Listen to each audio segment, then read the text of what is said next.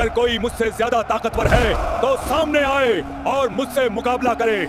इस दुनिया में 4 ऐसे बादशाह हुए जिन्होंने पूरी दुनिया पर हुकूमत की और उन्हीं में से एक था नमरूद, घमंड और ताकत में डूबा हुआ बादशाह। वक्त के साथ उसका घमंड इतना बढ़ गया कि उसने खुद को खुदा कहना शुरू कर दिया। जब हजरत इब्राहिम अलैहिस्सलाम ने उसे अल्लाह की तरफ बुलाया और कहा कि रब सिर्फ एक है, तो नमरूद हंस पड़ा। उसने अकड़ के साथ कहा, अपने खुदा से कहो कि वह अपनी फौज तैयार करे, मैं भी अपनी फौज तैयार करता हूँ, फिर मैदान में मुकाबला होगा। नमरूद उस दौर का सबसे ताकतवर बादशाह था। उसकी फौजें, उसका तख्त, उसका रौब, सब कुछ उसे मदहोश कर चुका था। उसने अपनी ताकत दिखाने के लिए एक ऊंची इमारत बनवाई, उस पर चढ़ा और आसमान की तरफ देखकर चिल्लाया, अगर कोई मुझसे ज्यादा ताकतवर है तो सामने आए और मुझसे मुकाबला करे। लेकिन नमरूद यह भूल गया था कि अल्लाह को अपनी कुदरत दिखाने के लिए न तलवार चाहिए, न फौज, न हाथी, न घोड़े। अल्लाह ने अपनी कुदरत दिखाने के लिए सबसे छोटी मखलूक को मैदान में उतारा, मच्छर। वही मच्छर जिन्हें इंसान हाथ से झटक देता है। अचानक आसमान से लाखों करोड़ों मच्छरों का झुंड उतरा और नमरूद की फौज पर टूट पड़ा। हर चीख में अजाब था, हर हलचल में तबाही। फौजें भागने लगी, सिपाही गिरने लगे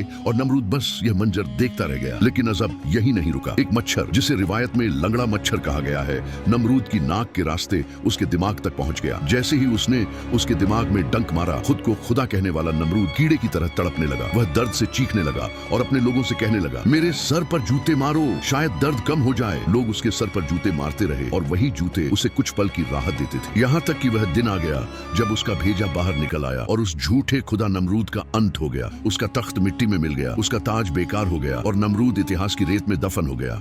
क्योंकि जब इंसान खुदा बनने लगता है तो अल्लाह उसे याद दिलाता है कि वह सिर्फ मिट्टी है और अल्लाह हर चीज पर कादिर है। दोस्तों, क्या आप भी गैर मुसलमानों की तरह बिना लाइक सब्सक्राइब किए स्वाइप कर दोगे? तो लाइक सब्सक्राइब जरूर करें ताकि एक भी इबरतनाक इस्लामिक वाकया मिस ना हो। कमेंट में अल्लाह के प्यारे नाम लिखें, या रहमान या रहीम, और इस पैगाम को आगे पहुंचाएं।